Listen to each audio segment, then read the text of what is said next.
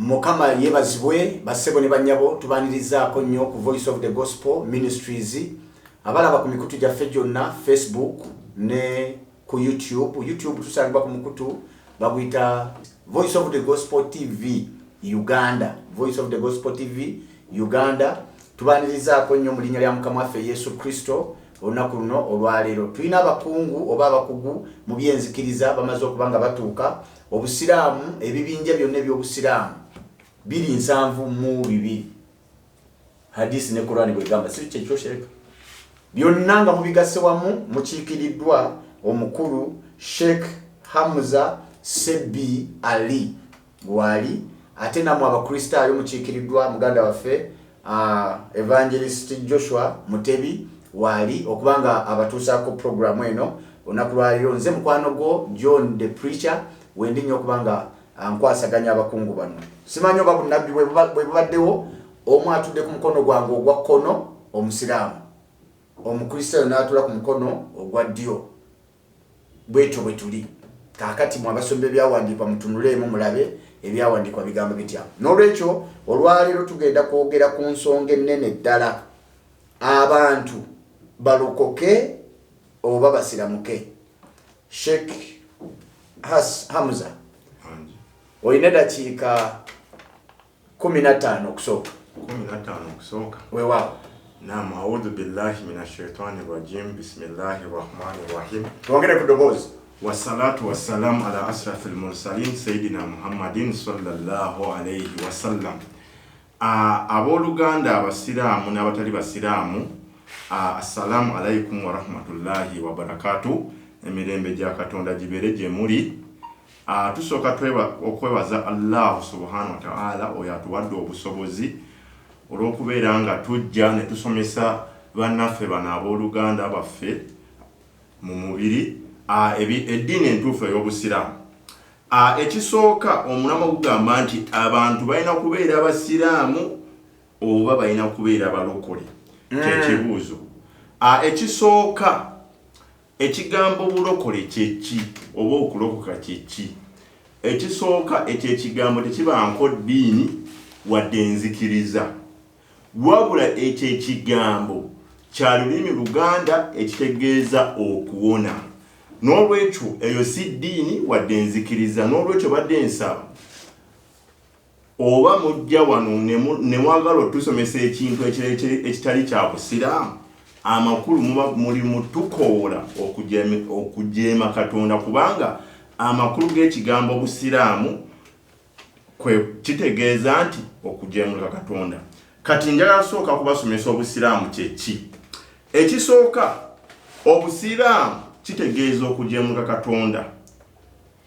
Ate Qur'ani etusomesa mu aya nyingi nnyo nti ddiini y'obusiraamu ddiini ya Allah, nga bwe tusoma mu surati Imran aya eyo19. Qur'ani yennyini ekakasa nti eyo ddiini ya Allah. Qur'ani n'egenda mu maaso n'etukakasa anti eyo ddiini y'obusiraamu ye ddiini abannabbi ba Katonda bonna gye baasoma. Ojasoma mu Qur'ani mu sura ya 2 ne aya eyo13, n'osoma essura eyokuna aya eyo1063. Ezo sura zikakasa anti obubaka Katonda bwe yawa omubaka Muhammad sallallahu alayhi wa sallam bwali bukwatagana n'obubaka Katonda bwe yawa abannabbi abaamukulembera. Amakulu bonna baali basiraamu, kubanga lwaki bonna abannabbi ba Katonda bonna baasomesa abantu okusinza Katonda omu obutamugattako kintu kirala. Ekyokubiri, baasomesa abantu nti balina okubeera nga bakola ki, beewaayo eri Katonda. Ne Qur'ani n'egenda mu maaso n'etukakasa anti ddiini ya Nabbi Isa, bano gwe baayita Yesu, yali busiraamu okusinza mu surati Imran essura ya 3 ne aya ya 5 ne sura ey'okutaano aya eya11. Ate Bayibuli n'etugamba mu ekitabo ky'Abaebbulaniya essura ya 3 layini esooka, Bayibuli n'etugamba nti Yesu yalina eddiini era yali kabona omukulu owa ddiini eyo. Kati ekibuuzo kye tubuuza ffe ng'abasiraamu, eddiini ki Bayibuli gye yatulaga eya Yesu? Ate twewuunyiza nti Bayibuli teyatulaga ddiini eya Yesu. N'olwekyo tuga ate Qur'ani yetulaga ddiini entuufu eya Yesu nga yeki, nga bwe busiraamu.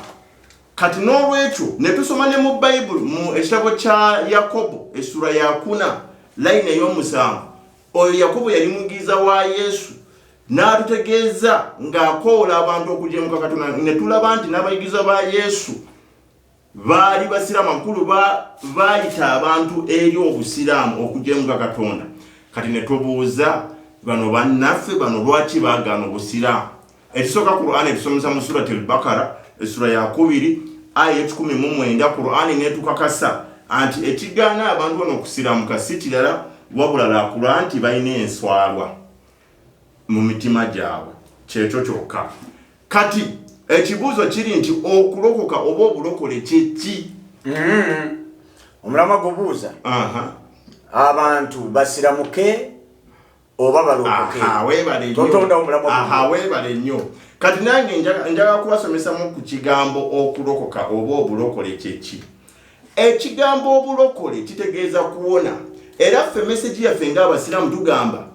anti obulokozi obutuufu oba okuwona okutuufu tujja kufuna mu maaso ga Katonda. Awo ng'omaze okuwona omuliro n'oyingizibwa jjana. Toyinza kubeera nga oli mu nsi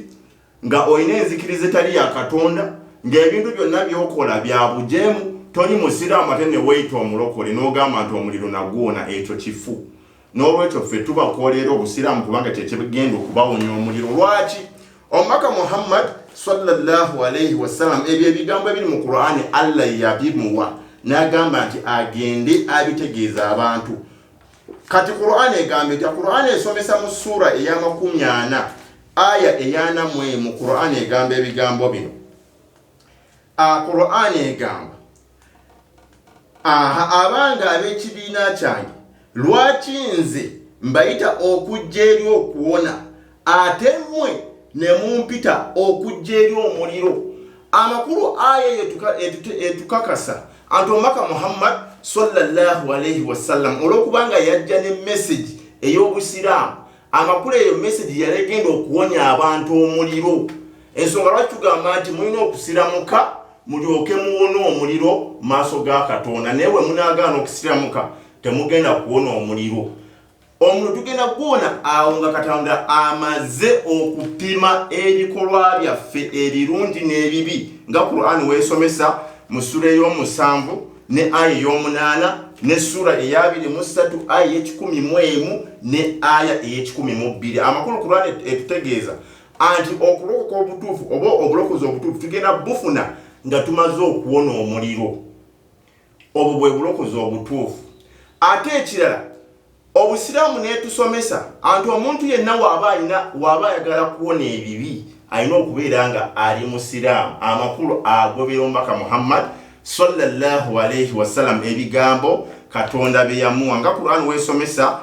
mu sura ey'okusatu aya eya 31. Qur'an esomesa weebati. Qur'an egamba ba'da a'udhu billahi minash shaitani rajim. Qur'an egamba qul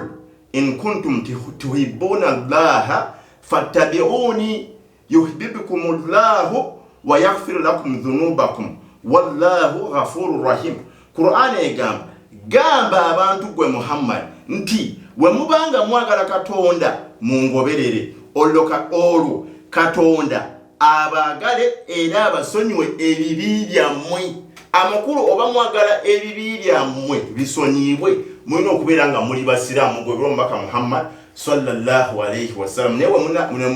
we mugaana okukola ekyo Katonda tagenda kubasonyiwa ebibi byammwe kubanga lwaki ne Bayibuli yammwe yennyini tusoma ekitabo kya Yokaana essura ya 8 n'olunyolo lwa 21 Yesu yennyini yagamba nti mujja kumunoonya ne mulifiira mu bibi byammwe. Era Yesu gy'alaga si gye mulaga. Kati Bayibuli tusomesa mu Bikola Ntume 1:8 nti Yesu yagenda mu ggulu. Amakulu mu ggulu namwe temugenda kugendayo. Naye mulina solution ey'okukola ki? Ey'okukkiriza omubaka Muhammad sallallahu alayhi wasallam kubanga yajja n'amazima ey'eddiini ey'obusiraamu nga message gy'abaleetedde ey'obusiraamu munagikkiriza mujja kuwona omuliro. Naye we mugaana temugenda kuwona omuliro. Shaka ng'okyeyongerayo. Otugambye nti Yesu ali mu ggulu. Kituufu ekyo? Yesu yagenda mu ggulu. Qur'an ekikakasa mu sura ey'okuna aya 158 ne Bible naye kikakasa mu kati nabi Muhammad ono yali ludawa aha ogunagwo mulama mulala kati tuli mu kumulama gw'okulokoka omubaka Muhammad sallallahu alaihi wasallam yafa naye tekiri unique. Yesu si ye muntu yeke yagenda mu ggulu, Eliya naye yagenda mu ggulu, ne Enoka yagenda mu ggulu. Kati ekyo tekiri unique. Yesu ye mulamu mulamu naye ajja kudda, Muhammad ye mufu ajja kudda era akoleki n'ebirala. Ogwo nagwo mulama mulamba. Hadithi werinja kuleetera eraga nti Yesu ajja kudda ate alamuze amateeka ga omubaka Muhammad sallallahu alaihi wasallam kubanga enabbi wa ekyo kati embaddenze kati mmwe omubaka Muhammad sallallahu alaihi wasallam ayogera bwati mu hadithi eyo eri mu Sahih al-Muslim. Hadithi eyo oba oyagala mu Sahih al-Muslim ey'Oluwarabu ojja gisanga mu hadithi ya 14 naye eno enzimbulu ojja gisanga mu hadithi ya 20. Omubaka Muhammad sallallahu alaihi wasallam agamba ebigambo bino: an Abi Hurairah radiyallahu anhu عن النبي صلى الله عليه وسلم أنه قال والذي نفس محمد بيده لا يسمع بي أحد من هذه الأمة يهودي ولا نصراني ثم يموت ولم يؤمن بالذي أرسلت به إلا كان من أصحاب النار. أمبك محمد sallallahu alayhi wasallam kambune byebigambo. Abu Hurairah hadithi ebamu sahaba aitiwa Abu Hurairah. Omubaka Muhammad sallallahu alayhi wasallam yagamba anti teri n'omu mu Bayudaaya oba abasajja abakristaayo abakola ki abawulira ebigambo bye by'obusiraamu n'agana okubikkiriza wabula ayina okubeera nga wa muliro kasita agana okukkiriza meseji ey'obusiraamu. N'olwekyo nammwe njagala mundeetere line eja mu Bible egamba nti omuntu yenna atali mu Kristaayo wa muliro. Kyekibuuzo kye mbabuuza. Kati ayo hadithi eriberekire omubaka Muhammad sallallahu alayhi wasallam ebyo bigambo yabinnyonnyola ng'anyonnyola aya eri mu Qur'ani mu surati al-Imran eya 85. Aya egamba nti waman yabtaghi ghayra al-islami diina falan yuqbala minhu wa huwa fil akhirati min al-khasirin. Omubaka wera yannyonnyola aya yagamba nti amakulu nti omuntu yenna awulidde message y'obusiraamu mu bakristaayo n'agaana okugikkiriza alina okubeera nga okutegeera nti wa muliro. N'olwekyo ye message yaffe twagala muno omuliro kubanga lwaki ekisooka muyina ebibi. Mujjana tewagenda kuyingirawo abantu abalina ebibi. Abakristaayo balina ebibi kubanga nalese layini 8:21 yokka. Yesu nyine agamba nti muli munoonya naye mulifiira mu bibi byammwe. Kati waliwo ne layini ze mwesembesa bambi okugezaako okuyimiriza obulokole nga Matayo 1:21 layini egamba nti alirokola abantu bi. Bayibuli egamba alirokola abantu be si mmwe. Yesu yali mu Isirayiri we tusoma mu ekitabo kya Yokaana essula ya 4 ne layini ey'omwenda ojja zikeberezo layini. Yesu yali mu Isirayiri. Sheka ngomaliza mudakika 2. Ate Yesu n'agenda mu maaso n'agamba teyatumibwa wabula eri endiga ezaabula ez'omu nnyumba ya Isirayiri. Matayo 15:24. Abayigirizwa ba Yesu n'abatuma n'abagamba nti temukomawa temugende eri bannamawanga wabula mugende eri endiga ezaabula ez'omu nnyumba ya Isirayiri okusinga mu Matayo 15:6. Kati ekibuuzo mugirako bwammwe Abaganda, Abasoga n'abalala. N'olwekyo mulina okukkiriza omubaka Muhammad sallallahu alayhi wasallam eyajja ne message ey'obusiraamu ate nga message ye yali y'abantu bonna okusinziira mu Qur'ani essula ya 7 ne aya y'e10:58 ne surati al-Anbiya essula ya 21 aya y'e17 wama arsalnaka illa rahmatan lil alamin ne sura eya 3 aya eya 28. Ezo aya zonna zikakasa nti omubaka Muhammad sallallahu alayhi wasallam yatumibwa eri abantu bonna. N'olwekyo tetubasaba tetulina lutalo nammwe tubasaba kintu kimu kyokka mulina okubeera nga mukkiriza obusiraamu kubanga lwaki bwe munakkiriza obusiraamu mujja kuwona ebibi ate ekira mujja kuwona omuliro. Amakulu mulokolebwe mu maaso ga Katonda. Kwayanza nnyo Sheeka. kakati olunaku olw'enkomera mbadde nsaba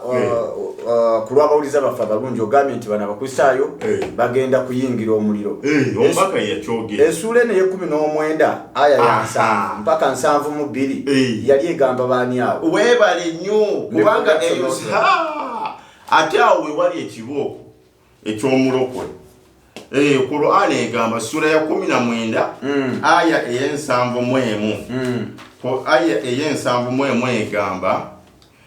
wa in minkum illa wariduha kana ala rabbika hatman maqdiya thumma nunajji alladhina taqaw wa nadharu adh-dhalimina fihi jithiya. Qur'an egamba era teri n'omu mumwe wabulanga buli omu wakuguyingira omuliro ekyo kyekikakafu ku mukamaawo ekyaggwa edda okugera oluvannyuma tuliwonya abo abaatya Katonda ne tulekamu abalyazaamaanyi. Kati weebale nnyo aya eyo abamanyi ba Qur'an n'omubaka Muhammad sallallahu alaihi wasallam yannyonnyola aya eyo kubanga omubaka ye mufassiri ye munnyonnyozi wa Qur'an asookerwako ddala yagamba nti ffenna abantu tujja kuyita mu sirwata ffenna naawe nga wooli teri n'omu era tujja kuyita amakulu tugenda kuyita ku muliro naye nga lulimu olutindo ati ne sheeri waati weyakinyonnyola era teri n'omu mumwe wabula nga buli omu wakuguyingiramu omuliro. Kati muuza ne ku bina njawulo weebale nnyo katandi tusome wano egamba abantu bonna bagenda kusooka kuyita mu muliro oluvannyuma abalongoosi awe badembuuza kubanga bwaga bajja kuyita mu muliro ekitegeeza naawe ogenda kuyingira omuliro tugenda kuyita mu nekigenda sinzira kutta kuwa joyina kati ekibuuzo kyange abantu bagenda kuyita mu lutema lw'oliiso ng'ayiseewo ekibuuzo kyange awo ekiri otugambye nti abakristaayo bayingira omuliro Qur'an nga tonnamaliriza n'ekuwakanya nega nti ate wakanye alinako Qur'an egamba alinako aya y'ensanvu egamba thumma nunajji alladhina taqaw ate ekigambo najji kiri safe kyekigambo okuluka oluvannyuma tuliwonya atuliriza bwe bagamba tugenda kukwata abantu bonna tubayingize mu kkomera bwe tumala bayingiza mu kkomera oluvannyuma tujjemu abamu abantu balekemu ekitegeeza bonna ne Muhammad asooka mu muliro nedda kiri bwe kiti tweyanziza nnyo weebale nnyo bayiddala sheeka okubanga onnyonnyola ensonga abatulaba mwenna ate mbeebaza nnyo okubanga mutulaba. Waliwo abantu ab'enjawulo batulaba mu nsi ez'enjawulo Mukama bwennya omukisa tugenda kutandika okubanga tubatumirako mu ngeri ez'enjawulo mu nsi mwe muli okubanga mutulaba n'okutugoberera. Ka tulabe Joshua Sheeka akugambye mu abakristaayo muyingira omuliro mugenda kuyingira kubanga mulina ebibi. Kakatandikirawo tulabe. Neyaziza nnyo sebo moderator kama okuwa omukisa ate olw'enteekateeka eno ennungi ate n'olw'okubeera nga otwetedde sheekhe mpuliddeko nti yaorama waliwo hadiisi emu egamba nti aliulama warithatal anbiya abamanyi be basika b'abannabbi so tulina omuntu omutuufu ali mu bigere by'omubaka. Kituufu ye gwe Joshua Mutebi amannya nze Joshua Mutebi obutambi bw'otubadde tubulaba ku Voice of the Gospel nga butambula olw'okusaba kw'abantu n'okuwulira nti abantu bandibadde bakuwulira ne tusalawo tukuleete mu buliwo kubanga bwe tulaba butambi leero wooli tulabe. Kale neyanziza nnyo ate okubeera ng'ompadde omukisa guno. Sebo moderator kino kikulu nnyo ku lw'abatuwuliriza ne sheekhe waffe yatukyalidde olwaleero nti bw'obanga ogenze mu bifo ebimu oteeka okumanya ki kyogenda okwogera mu kitundu ekyo oba mu kifo ekyo. For example, sheekhe waffe teyategedde nga ajja wano nti bagenda okwogereramu ate Bayibuli baba bagimusinga ebiseera ebisinga bw'obanga olesa omulamu wange ogwo nti abantu balina kusiraamuka oba kulokoka. Kitegeeza nti sheekhe waffe omusiraamu obujulizi obusinga bwonna yandibadde abujja nnyo mu Qur'an okubeera ng'asikiriza abantu basiraamuke kubanga Qur'an kye kitabo ekiramula obusiraamu. Naye ngenza okulaba ataddusa emisinde n'agenda mu Bayibuli mu nsobi ezimu z'akoze kwe kuleeta Yokaana essula y'omunaana olw'olwabiri mu olumu n'agamba nti ffe tugenda fiira mu bibi byaffe era ffe tulina ebibi tetugenda genda mu ggulu nenseka nengamba omusajja sekedde mutima nenga nti omusajja teyategedde gajja tewamubuuliddeko nti nno jajja eno bayibuli gyensibuka agamba bw'ati abo n'abagamba nate nti nze ŋŋenda namwe mulinoonya mulifiira mu kibi kyammwe nze gye ŋŋenda mmwe temuyinza kujjayo kati seeka bw'asomya awulaga nti ate yesu agenda mu ggulu abalokole temugenda gendayo kubanga mulina ebibi kati seeke bw'obanga osoma bayibuli eno luno olunyiriri webale nnyo kulusoma naye telumala ogattangako n'olwabiri n'otegeera yesu bwe yali ayogera nabo yali tagamba ffe abamukkiriza kubanga tulina ebintu bya mirundi ebiri yesu bwe yali adressinganga enjirize yayogera ku bantu ba mirundi ebiri kyova olaba mu yokaana essula ya 8 n'olunyiriri olwa 30 yagamba nti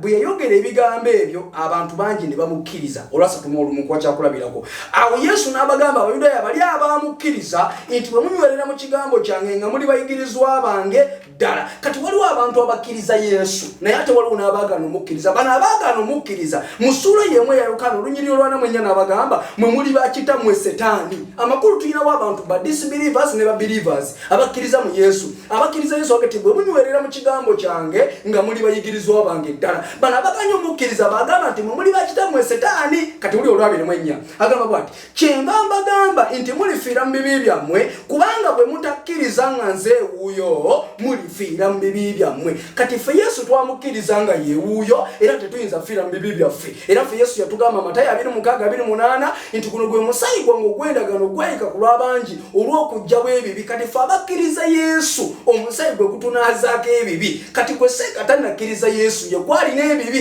kati olunyiriri olukwata n'olutwistinga booti n'olukyusa n'olutwambaza ate ekyambalo kyo n'okitwambaza so seeka ebintu olina obitegeera kubanga lwaki ennyiriri z'olese mu Qur'ani mbu Allah agenda bajjake Allah tajjaako bibi for your information Esura gyolese yokusatu aya ya 3 qul in kuntum tuhibbuna Allah fattabi'uni yuhibbukum Allah wa yaghfir lakum dhunubakum wallahu ghafurur rahim kino kyali kigambe kigamba nti gamba ekisoka eno bagiyita fi'il amr kino kiragiro bamugamba agambe qul bagambe ekisoka teyagamba that is point number 1 point number 2 talina ne Muhammad mwennyini bamugamba musura yana musa sati Muhammad yennyini aya 19 fa'lamu annahu la ilaha illa Allah wastaghfiru li dhanbika wa lil mu'minina wa lil mu'minati wallahu ya'lamu takarabakum wa matwakum njo wange Muhammad manya tewali akakatiba kusinzibwa okujja ku Katonda nga tamanyi bamugamba ekisoka magati manya titewali akakatiba kusinzibwa okujja ku Katonda amakulu yali tamanyi era yochovola bayajanga atagala adde asinza bateka mwezi gundi ku muzikiti njuba munyenye tebayina na aya ufura bulungi kati bamugamba ati manya ateka okusinzibwa Katonda era weegayirire Katonda oyo akusonyiwa ebibi byo n'ebibi by'abasiraamu abasajja n'ebibi by'abasiraamu abakazi seka ine ebibi seka ine ebibi mukanze netukula ubuterevu kubanga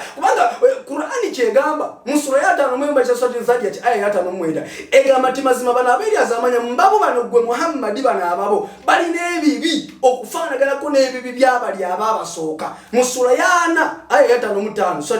swati Ghafir aya ya 5 egamba ati gumiikiriza endagaano ya Katonda ya mazima era gwe Muhammad weegayirire Katonda akusonyiwa ebibi kati bwetwogera ku topiki y'ebibi seeka tuleeta bintu bino Muhammad ayina ebibi kyokola bayafa nga tewaliwo kabonero kalaga ntayina bibi okirabi Muhammad yazika abana 7 yazala abana 8 yazika abana 7 toyinza kuzika abana bo 7 Bible egamba ati nno okuzika abana be kibala kikolimo kati Muhammad waba yazika abana 7 omwana alyo ayitibwa Fatima yalaba kufaako kati abalala bonna 7 yabaziika ekyo kikolimo Muhammad yaliko ekikolimo yayina ebibi kubanga yawakanya Yesu Bible egamba mu Yokaana ekisoka 2:22 nti omulimba yani wabula yagana kitaffe n'omwana Muhammad yajja n'enjigiriza egamba nti Katonda tazala amakulu oyo ye antichrist kati mwena abagobera Muhammad you are following a antichrist muli ku following omuntu awakanya Kristo mwena mubaka ebibi okujjako nga mumaze kukkiriza Yesu yasobola okubayamba n'abajjako ebibi kubanga Yesu yalina amaanyi agajjawe bibi yeka akategerekese bulungi point number 2 saka tugambye mutusiraamuke kubanga obusiraamu y'eddiini y'abannabbi neneewuye bwangambi wano kakati nze neewunya abasajja banegeri gye basomamu ebiwandiiko ekisooka kino moddo takitegerekeke obusiraamu tebwaliwo nga Muhammad tannajja obusiraamu Islam never existed before Muhammad. Kakole statement eyo kiriya. Musura ya 9 aya ya 3 Qur'ani yagamba huwa alladhi arsala rasulahu bil huda wa dinil haqq. Inti yeyo yatuma Muhammad n'obusiramu. tewali aya neji yeyo yatuma Ibrahim n'obusiramu yatuma Musa n'obusiramu tebiriyo zino zonna mboozi kyekiri Allah kyagamba mu sura ya 22 bagita sadira hajji aya ya 8 egamba tuwamina nasi man yujadilu fi labi ghairi ilm wala huda wala kitabin mubin intu wali abantu nga bawakanya ebifa Katonda nga tebajja kumanya ne wakubadde ekitabo kati ezo mboozi mu Ibrahim yali musiramu makani Ibrahim yahudi yayingira tu busiramu kubanga obusiramu si kibiina kya bufuzi tingenda guveringa njagala nyingire buyingizi oteeka okubaako ebintu byokole y'obusiramu n'olyokubeera omusiramu kyokola olwaleero bannaffe abali ku kamera basobola okwawula nti ono mulokole ono musiramu kubanga omusiramu ayogera bya kisiraamu n'ennyambala ogira bafaanana basiraamu nze siri musiraamu kalegera bulungi kati seeka asanyusiza nti ebitabo byaleeta itabisoma sokompe ku Bukhari eyo yenyini gyaze nayo yenyini seeka tumweko seeka tumwe nenga onoola nnyo seeka kitabo kya Allah leka bakisome seeka ayitayagala osome hadisi kati anyiga ki Sheikh wanyiga ki munaye abali ku WhatsApp musobiddwa nnyo kubanga mwandirabika naye muduke mangu nnyo ku Facebook musobola okubanga mutulaba ate ne ku YouTube ku mukutu gwaffe gwa Voice of the Gospel TV Uganda nawo mugenda kubanga mutulaba mwabatuwulira ku WhatsApp ebimu mubisubwa kubanga mwandirabye ekigenda mu maaso wano tuli mu kitabo wakiyita kitabu al-iman ekitabo kye bayita tulimisabo kye bayita sahihi Bukhari olikino Bukhari volume 1 hadith number ya 7 tegeeza abantu Sheikh yalese ekitabo kino Sheikh yalese ekitabo kino basebo ne banyabo era kya Sheikh nze saze na kitabo kino wabula kijja ku Sheikh twagala kubategeeza ndi bana basajja ebitabo bibatambula nabyo just ajja kutiisa nyine ebitabo bingi kati ate fa ababisoma kati nze nabisoma kati nitabisomye kati kambisome bye yalese lensetegere atugane mu banabbi bonna bali basiramu wulira Muhammad hadith gamba bweti ani ibn Umar radhiyallahu anhu agamba atya qala rasulullah sallallahu alaihi wasallam umaka Muhammad yagamba ati bunya al-islamu ala khamsi ebajizo obusilamu zili 5 shahadati an la ilaha illa Allah wa anna Muhammadan abduhu wa rasuluhu inti ebajizo zili 5 ezobusilamu esoka kwe kutola shahada nzijao kandi yongereyo nzimaleyo wa iqamis salata wa ita'u zakata wal hajj wa sawm ramadan zebaji 5 ezobusilamu sigena kugenda mu zonna naye kangene ku kyebayita mifuta al-islam ekisumuze kikuingiza obusilamu ye shahada shahada tugambye oteko kujoga nogamba nti shahada an la ilaha illa Allah wa ashhadu anna Muhammadar rasulullah kati gobo ngamba nti Ibrahim yali musiramu the question is obusilamu yabuyingira atya atatola shahada atalaba ku Muhammad yes kubanga toso you cannot be a Muslim unless you fulfill these 5 pillars of Islam chovola bono musajja mukulu asiba ofula bulungi asale sola 5 yatola shahada bwabafunye kasenta agenda nakola hija nezaka najitola zempaji 5 zimiriza obusiramu so tosobola kubeera mu ngeri yonna musiramu okujja ko ngoma zo tukirize empaji 5 z'obusiramu kakati Ibrahim bwe tugamba nti yali musiramu bwe kibanga si kibozi yatola ate shahada nayingira obusiramu ate nga Muhammad teyaliwo atenga mu shahada mulimu erinnya lya Muhammad Isa yatola ate shahada atalaba ku Muhammad katobo bulimba abadde alimba bulimbi bantu ensetegedde nti Sheikh ebitabo byaleeta tabisoma ekirala ku nsonga eno y'okuloka n'okusiramuka abantu balina kuba balokole mu nsi kubanga ekisooka Katonda bwe yali atonda omuntu ku nsi kuno yamutonda Bayibuli esomesa bweti mu kitabo kya Mubuulizi ekitabo kya Mubuulizi essula egenda kubeera ya 7:29 laba kino kyokka kye nalaba nga Katonda yakola abantu nga bagolokofu naye ne banoonya bingi bye bagunja balina ebintu bingi bye bagunja bana abasajja bagunja kyokka laba bo enzikirize yaabwe ina ebizibu bingi ono wekiwuli takolagana wa Kampala mukadde bano basunni bano Hamadiya bano batabuliki bano bashia bano basalafu tebakwatagana lwaki kubanga ebintu bagunja bigunje Katonda yatonda abantu bonna nga bagolokofu nga tuteeka kutambulira mu kkubo limu kwe kukkiriza Mukama waffe Yesu Kristo kubanga Katonda kyaleeta mu nsi taleeta busiraamu taleeta ddiini naye aleeta bulokozi chovola Bayibuli esomesa bweti mu kitabo kya Zaburi essula ya 7 olunyiriri lugenda kubeera lwa 12 Bayibuli esomesa bweti naye Katonda ye kabaka wange edda nedda lyonna aleeta obulokozi wakati mu nsi buno obulokozi bwe twogera ku Katonda yabuleeta era bwavira ddala from the beginning bwogenda mu kitabo ky'Abasasalonike ekyokubiri essula 2 olunyolo 13 Sheikh agamba ati okuntwala n'empuliro osikozza mu bukole agamba ati naye kitugwanidde ffe okwebazanga Katonda ennaku zonna ku lwammwe abooluganda abaagalwa Mukama waffe kubanga Katonda yabalondera obulokozi kankyogere mu Luzungu from the beginning otyo tukyagenda maaso sebo kwoli tugende maaso Esebo aneyaziza nyo modota mbadde ntegeeza abatuliriza n'abatulaba nti Katonda plani ye bulokozi chobola abakatonda yateekawo enteekateeka era nga yakulokola abantu mu kitabu kya Yokaana sura 3:16 Bayibuli etugamba nti annahu akadha aballahu alama hatta badara ibuna wahida likay la yahilika kullu man yu'minu bihi bal takun lahu ayatul abadiyya nti Katonda bwe yagala ensi n'okwayo n'awayo mwana we omuyekka Yesu Kristo oyo namukkiriza alema okubula naye abeera n'obulamu obutagwawo kubanga Katonda teyatuma mwana we mu nsi okusalira ensi omusango naye ensi erokokere ku ye yeyo plani ya Katonda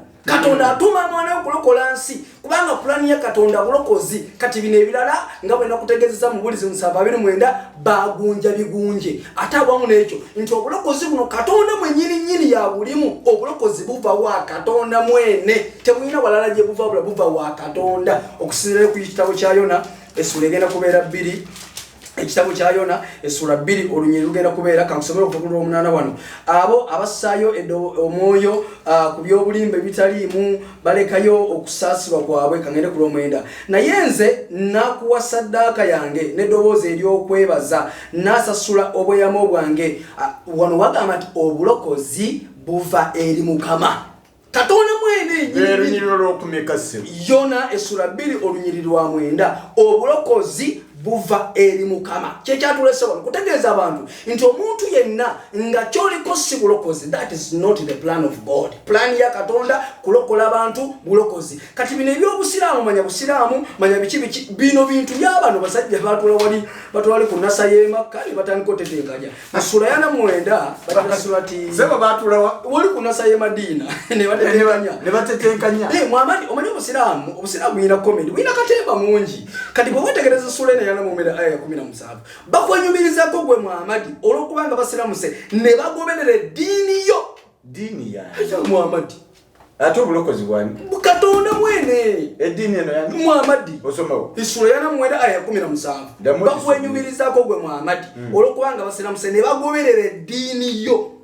kaka none ne bagoberera dini yo bagambe dini yo njiraba bagambe temunenyumirizako lwa busiramu bwamwe ne Allah yabugoba twebuza teseka utembe yobuto obusiramu mukapala wada yimusiramu ngani Allah yabugoba uno Muhammad dini ya Muhammad kankulage walere musule sebo sheka aliwa nagenda kusoma aya eno yamojirangi esura baje swati ngujurati yana mwenda aya 10 sheka gambya jiwandise basi kati kankulage dini ya Muhammad laba wanunu musula ya 18 baje swati lekahafi kitegeeze sura y'empuku aya yino ya 10 kul bagambe inama ana basharun mithlukum bagambe nti Muhammad ndi muntu nga Muhammad muntu kaleke kabulungi nze maliriza kati Muhammad muntu neseka kikiza kiwakanya chokwa busiramu tubulabye nga dini yani ya Muhammad chokate Muhammad muntu kati Allah kakawanga muleze malirize kazi zindako edini ya Muhammad ate Muhammad Qur'an muyita muntu kati oleta ki kakati kyendeta kyekino egamba bweti tuli musula egenda kubeera ya 23 Qur'an ine ekigambo kyesomesa agamba ebigambo bino katumala okunonya ayino pola tumalo jetegereza kubanga Allah yatugamba actually musula kangere musula ya mukaga kirwa kingena musula ya 23 sura ya 23 ya mukaga sotana tumazola Muhammad muntu ate dini ye sura ya mukaga aya ya 10:16 egati bw'oligondera abasinga obungi abantu b'omu nsi bali kubuza okukwawukanya ku kkubo lya Katonda Muhammad muntu siramu dini ye chokate bwogoberera abantu bakubuza kujja ku kkubo lya Katonda chokolema Muhammad mu sura yana mu mukaga bagita sura yana mukaga aya ya mwenda bamuga Muhammad tubulire biche bigero kuba kona gate kul bagambe nze Muhammad nti sinza asose mbabaka ba Allah era nze Muhammad simanyi kigenda kunkolebwako yadde kirikola ku bano bamustamyo abasiraamu abakazi n'abasiraamu abasajja Muhammad tamanyi kigenda mukolwako so maliriza mbagamba bwenti mkusibudde mwena abagoberera obusiraamu muli ku bintu by'abantu naye ate abakkiriza Katonda mwina kubeera balokole kama bawomukisa webale nnyo bayiddala mikwano gyaffe abatulize era batulaba buli muntu gy'osinziira okutulaba enkola yaffe wano tetusiba muntu mikono ate ne tumugamba nti lwana naffe kaka twagala okuddiza Sheikh omuzindaalo ate yatubuulire okusinga ku ebisomeseddwa ayogera kiku ebyo Sheikh tandikira ku aya ya namwenda aya 17 tulire go nyonyolo dakika 10 mu dakika 10 tukoleze nga 7 tunyuke kale webale nnyo ekisooka omanyi Qur'ani yayogera ku bantu bano essura ya 3 ay'ensamu 8 ti omulamwa gwabwe gwakubeera nga bakyusa ebiwandiiko n'ennimi zaabwe babalowoozesa nti bivudde mu bitabo naye nga si bwe kiri. Ekisooka aya eyo yali eyogera ku bannanfuusi. Abannanfuusi abo Qur'ani yabogerako mu surati al-Munafiqun aya esooka baali bajja mbaka ne bagamba nti tukakasa nti oli mbaka naye nga ku mutima gwabwe tebalina bukkiriza. Kati aya yali eyogera ku bana abasajja. Kati ate agikozesa okulimbisa. Ate ekirala aya endala gyaleese yakozome anti olw'obudde bwange kubanga njagala abantu baziwandiike bagende bakole ki bazeetegeze bakwenyumirizaako gwe Muhammad olw'okuba basiramuse ne bagobera eddiini yo bagambe nti anti nsoma temunenyumirizaako ku lwa busiraamu bwammwe nedda wabula Katonda abenyumirizaako olw'okubalungamya eri obukkiriza mwe muba ab'amazima. Aya yali egula ku basajja bannanfuusi kubanga abakkiriza abatuufu Qur'ani yabaleeta wano mu aya 15 Qur'ani egamba mazima abakkiriza geri beebo abakkiriza Katonda n'omubaka we oluvannyuma lw'okukkiriza ne batabuusabuusa. Abakkiriza abasiraamu abo bebakkiriza abatuufu kati Qur'ani wano yaleeta abannanfuusi kubanga abannanfuusi tubabeerayo tulinzikiriza naye wammwe mulina abannanfuusi ate Bayibuli esomesa Yesu ajja kubeegana bwe tusoma Matayo 7:21 Yesu ajja kubeegana abannanfuusi abeekweka mu ddiini naye ng'ebikolwa byabwe si bya butuukirivu. Kati aya yali egula ku bannanfuusi ekizibu kye tekibadde ku basiraamu soba batasiramuse ekizibu kye kibadde ku ddiini ya Muhammadi. Ayogedde ebigambo bingi ate oli mukulu aya eyo mazo gitegeeza abantu kubanga yali egula ku bannanfuusi kale tugende maaso kubanga n'abannanfuusi aya yabogerako abatuuliriza be banaaba abalamuzi Allah yabogerako ewalala mu sura y'e63 omanyi abasajja bano omulamwa gwabwe gwakubuza Allah yabogerako abannanfuusi wano ng'agamba idha jaaka almunafiquna qalu nashhadu innaka rasulullah wallahu ya'lamu innaka rasulu wallahu yashhadu innal munafiqina lakadhibun. Amakulu abannanfuusi we babanga bakujidde gwe Muhammad abannanfuusi bagamba nti tujulira nga tukakasa nga mazima gw'oli mubaka wa Katonda ne Katonda amanyi nga ddala oli mubaka we songa Katonda ajulira nga mazima abannanfuusi balimba kati wali omubaka leero kwaba abantu nga bajja okulaga bulazi okuwulisa nti bakkiriza naye nga si bakkiriza kubanga bakkiriza batuufu ne eyo sura gyeni gyaleese yabannyonnyola mu aya ey'e15. Kati ekisooka omulamo gulemu oyo w'Oluganda kubanga ekigambo bulokozi kitegeeza kuwona kituufu Katonda ayagala tuwone naye ayagala tuwone mu nzikiriza kitegeeye question. Bayibuli tereetangako Bayibuli ne Qur'ani terengako ekigambo bulokole oba okulokola ng'etegeeza nzikiriza kubanga amanyi alina aya naye zagenda okusoma nga 23 Maida 10 aya Qur'ani webeereeta ekigambo kulokoka oba Bayibuli eba etegeeza kuwona naye mulina okuwona mu nzikiriza kyekibuuzo ffe nga basiraamu tugamba nti mulina okuwona nga muli basiraamu. Kati obulokole buno bwe muliko bwa kiwaani Pawulo yabaleetera kubanga lwaki we tusoma Timoseewo ekisooka 1:14 Pawulo yennyini yagamba nti ye omubeerereri ku bantu abaalokoka. Timoseewo ekisooka 1:14 ne 15 muli ku bya Pawulo kubanga lwaki Pawulo ekigendwa kye yali ayagala kujja abantu mu mateeka okusinza ku 3:28 yali ayagala kujja abantu ku mateeka okitegere abazze ku gospel eya musaalaba kubanga gospel ye enjiri ye yagizimba ku musaalaba. Amakulu yagamba nti Yesu yabafiira temulina kugobera amateeka mulina okukola bye mwagala. Yesu yabafiirira temufaayo oba mukola ki oba musinza Katonda nga mumugattako okitegere eyo njiri ya Pawulo. Ate ekyewunyisa Pawulo wadde yabaleetera enjiri yamala n'asuula Tawulo kubanga odisoma Bakolose ekisooka 1:15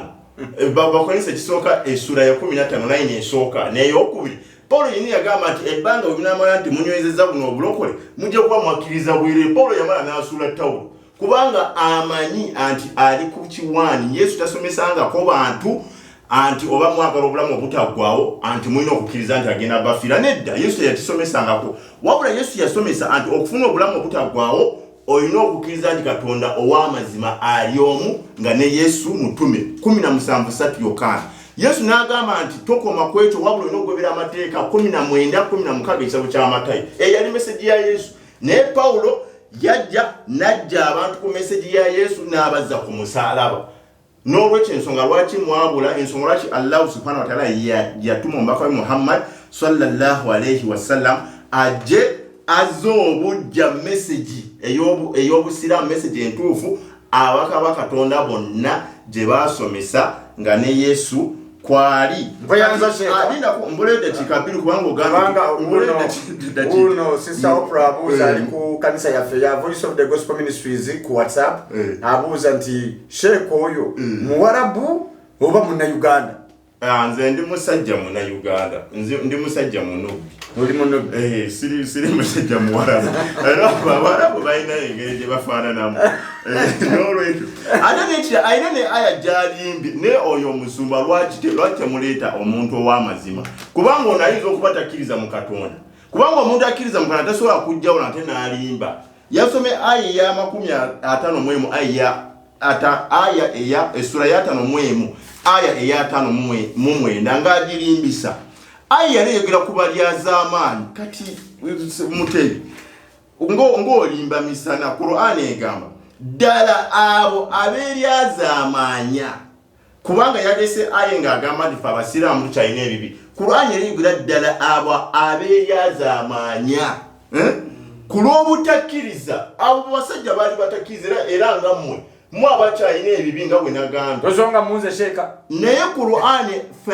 Qur'an aya yali teyogera kuki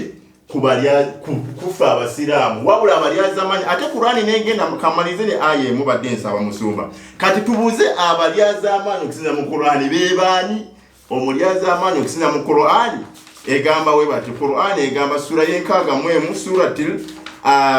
suratul Swafi aya y'omusanvu Qur'ani egamba ومن أظلم ممن افترى على الله كذبا وهو يدعى إلى الإسلام والله لا يهدي القوم الظالمين Qur'an egamba ani asinga obulyazaamaanyi okusinga oyo agunjaawo obulimba ku Katonda nga naye ayitibwa okujja eri obusiraamu eri ddiini ey'amazima n'olwekyo okusinga mu Qur'an omuntu asinga omulyazaamaanyi asinga y'omuntu gwe bayita mu busiraamu ate n'agaana ate n'avunjawo obulimba kati yegwe gwakyalina ebibi nkweyanza sheka mwebale nnyo mwebaligala mikono gyange tusigazaayo eddakiika si nnyingi okubanga tumaliriza tubeebaziriza ddala okubanga muteekamu data wammwe okubanga mugobera programu zino buli lunaku okubiriza munno abe nga yeetabako okubanga amanya amazima programu zino zijja okwasaganya ensonga z'enzikiriza tusobole okubanga tutuuka ku kukkaanya nze nzikiriza tusobola okutuula wamu ku meeza yawamu ne tukkaanya ku butakkaanya bwaffe nga tukozesa ebitabo bino kubanga si ffe twabiwandiika tuteekwa okubisoma nga bwe biri mwebale nnyo mwebali ddala sebo mutemi wangi moderator bagambye nti gwe ebibi by'olina olina mulyazaamaanyi nyina kuteeka balala kutugabane kakati moderator neyaza okupa omukisa guno nate moderator ndabi musajja mukulu ng'abonaabona n'okunyonyola aya eri mu ssula ya 4 aya 17 ngenda kusabanyiddemu abantu eddemu ebanyigire bulungi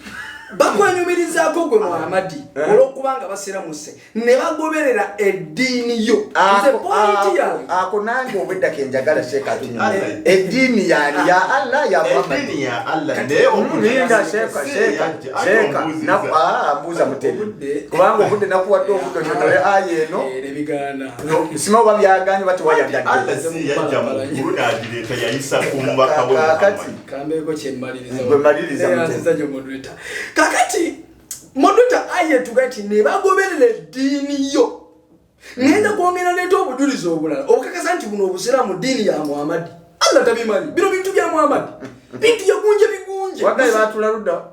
kunasa ye madina ne bagunja ebintu bino ne babiyiya musura yasa tumwenda bagira soti zuma nja kusaba mukula iva na kakansatiremu sebo batularuda watide nasa ye madina ne bateteka yo banapanga banayiya abantu agamba bati musura yasa tumwenda aya 11 gamba gwe Muhammad nti mazimanze ntya gwe mbanga njemedde mukama wange ebonyobonyo byonako nene ola 11 gamba nti Allah gwensinza ngantukuse dini ye ngantukusa kulwe yeka dini yange Muhammad yawako bujulizi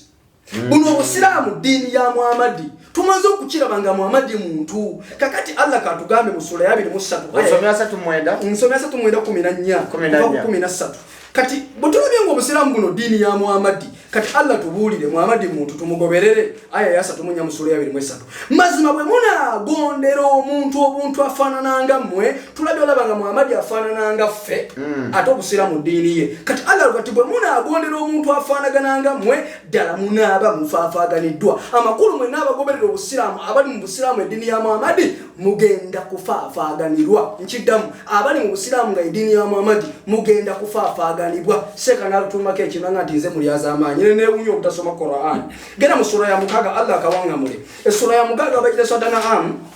aya ya 13:5 Allah agamba ebigambo bino Allah agamba bwati 13:5 agamba ati gamba gwe Muhammad ati abanga ab'ekibiina kyange mwekolere nga bwe musobola nange mazima nkola kyaddaaki mujja kumanya ani anaabeeranga eyenkomerere ennungi mu nyumba ey'oluvannyuma mazima tebagenda kulokoka abalyazamaanyi kati nze ndi mulokole amakulu siri mulyazamaanyi kati ono atali mulokole ye mulyazamaanyi bamanyi Qur'ani abalyazamaanyi be batali balokole tebaba balokole kati nze omulokole mazima tebagenda kulokoka abalyazamaanyi kati ono ekimuganya okulokoka bulyazamaanyi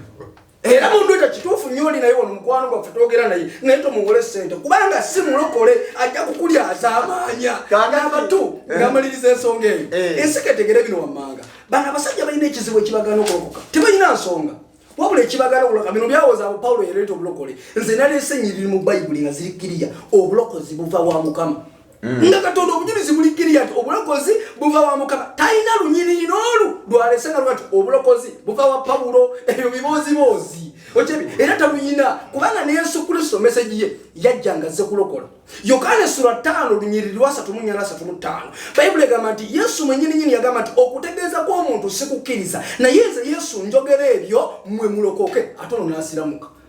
Hina sagala gatinze ngoberera Yesu agamba kulokoka atona wakanya kulokoka mbagoberera Yesu titubagamba bano modwete nabano baleetega tubayikirize esura ya 10 aya ya 7 egamba bwe kankulage modwete kigana abasajja bano kulokoka n'abagamba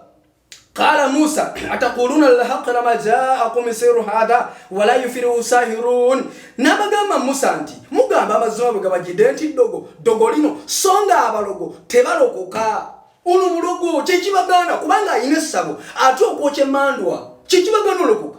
goloza bayine nsonga gomubuze gotula na yenga siga kamera kubanga mu ya kamera mumpola ngasiga kamera mubuze na yeseka tubulire kichecho kugana okuloka jakka nti kyamazima ofoli sabuli abajjaji kali Qur'ani etugamba tebalokoka abalogo chechibatawanya bano so kati modwe tazemaliriza bwenti omuntu yenna omutuufu oteeka okwetegereza ensonga zino n'okkiriza Yesu kubanga Qur'ani yogera ku kulokoka era bw'obanga osoma essula ya 5 aya ya 10 seka yajogeddeko nemanya nti seeka ebintu abimanyi neetagala biteeka mu nkola aye egamba tebyenkanakana ekibi n'ekirungi newakubadde nga bukomunyisiza obungi bw'ekibi kale mutye Katonda abalina amagezi amalamu mulokoke ebintu abimanyi naye yagaana bitegeera niwunyisiza yajogeddeko nengamba oba ebintu abitegeera atya yajogeddeko nenga nti bano abasajja amazima bagamanyi bakweka makweke kati wulira Qur'ani yogera kulokoka neyogera ku bulokole neyogera ku balokole naye ate teyogera ku ani mulokozi so opendo bu Qur'an jezena ebitabo bya nabyo yiri no bu Qur'an yiri wansi nkulage mu bitabo bya nabyo nze sanze na kitabo wano modreta onosasira esura yana ayana mwemu osoma bitabo bya seka je yalise nyini je masoma anana mwemu kankusomere ko wano malirize egamba bweti anana mwemu and all my people how is it that I call you to salvation Njabanga abantu bange kiri kityamba yite eryobulokozi while you call me to the fire abantu bange mbayite eri bulokozi mumpite eri muliro amakulu without salvation fire awatali bulokozi muliro mbayite eri bulokozi mbayita mulokoke mujja mu kanisa tusize Katonda omulamu mumpite eri busiramu omuliro kati ekyo kyembadde kugamba modeta so ensi ino okutegeera bino wamma kakati mukulu Mutebi yes Sheikh yagambye mwenna gwe naye ne Muhammad mugenda kusooka muyingira omuliro kakati eyo modeta ekyo kintu kikulu nnyo ayegamba nti wa inni minkum kati modeta simanyi ono level gye yasomako bintu bino simanyi level gye yasoma manyi oluwalabu nalwo luyina ebizibu oluwalabu nga ddwo n'eddiini obusiraamu ng'obusiraamu waliwo ne kye bayita loga olulimi oluwalabu kati ekigambo kino kyokka nti kum ekyo kyokka nti kum tulinayo ekigambo hum ne kum kati singa ayegambye nti wa inni minhum era teri n'omu mu bo eyo aya yandi bayita yogera ku Muhammad na kibiina kye naye aya bwega nti wa inni minkum bogera ku aya mubanyi modota bana basajja azembeewunya waliwo aya eri mu Qur'ani umanyi tulina ebintu biringa bibiri kwa kintu kyekisembayo modota kyemmanyi waliwo kye bayita mufrad waliwo kye bayita muthana waliwo kye bayita jamu obungi aya eso waliwo aya egamba nti wa idha jaaka alladhina yu'minuna bi ayatina eyogera ku Muhammad niseka asomyeko aya musati munafiquna wa idha jaaka limunafiquna eyogera ku Muhammad kati kum yogera ku Muhammad n'abantu be wa inni minkum illa waliduha era teri n'omu mummwe abasiraamu katateze mbiyingirira mu bintu by'abasiraamu atabiteeka kuffe kati abasiraamu mwe mugenda muliro okujjako mukkirize Yesu abalokole abawonye omuliro mukama abawo omukisa tweyanziza nnyo tweyanzege olunaku lwaleero kubanga mutulabye bwetyo programu bwebadde bigwa byokya tusinkana olw'omukaaga nate era olujja tugenda kubanga tukomawo kubanga tukutuusaako programu eno nga bono bwogiraba yenze mukwano gwo John the Preacher okubanga nkutuusaako programu eno muganda waffe Ivan yabadde kamera kubanga tufuna ekifaananyi ekirungi mukama banjagalire mubeere bulungi mweraba